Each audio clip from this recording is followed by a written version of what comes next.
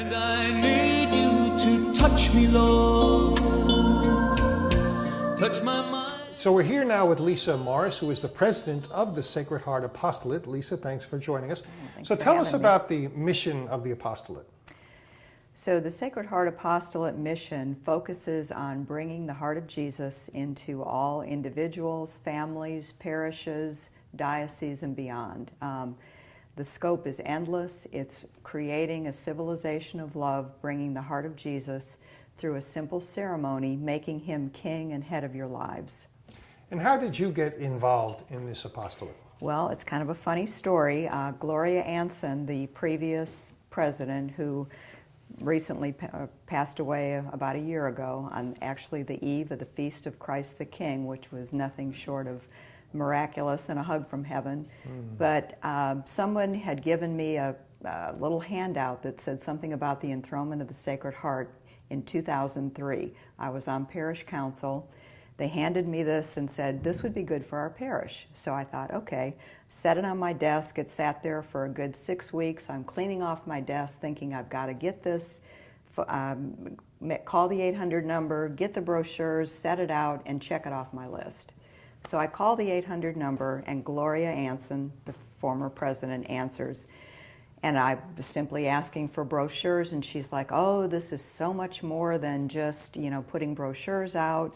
She said, I need to come and talk to your parish priest about having a parish mission. So an hour later, I'm still on the phone with her, and I'm thinking, okay, so I go and ask my parish priest if we could have a mission, a parish mission, and he normally takes a long time to make a decision. His immediate response was sure, which was nothing, again, short of miraculous.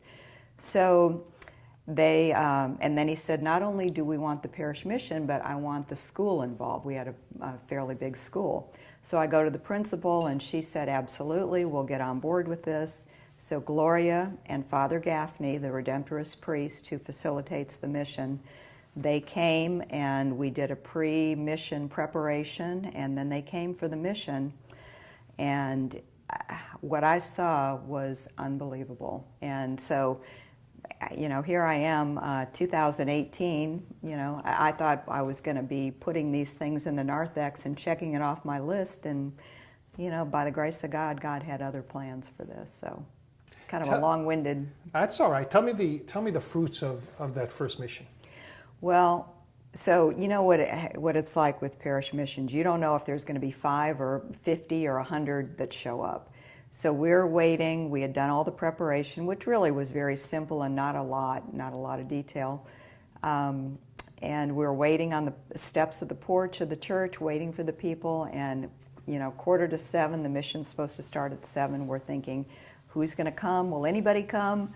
And they started coming in, the cars, and it was a full church. And what was amazing too was what I saw from the back. I was in the back of the church watching, and there was a lot of young families, and they were coming in with the kids with their soccer uniforms and this and that, and it was almost like I could just feel, I could sense the presence of these families. They are so rushed, going from piano lessons to soccer to this to that, and they just were wanting something more, and so and these are the families that did the enthronement. And not to say that all those other things aren't good, all of the piano and everything and rushing and going to these things, but now they had the focus of Jesus as the center. And so that is really what I saw.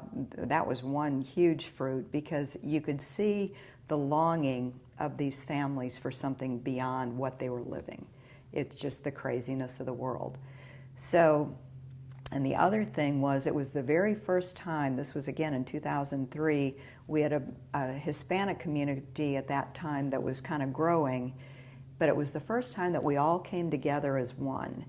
And it just, again, really struck me as how the heart of Jesus transforms all boundaries, all languages, all walks of life to bring his love. And it was the coming together of those two communities that really, it was just so beautiful. It was so beautiful to see. And The enthronements, we had, I think over 200 families sign up to do the enthronement from that one mission.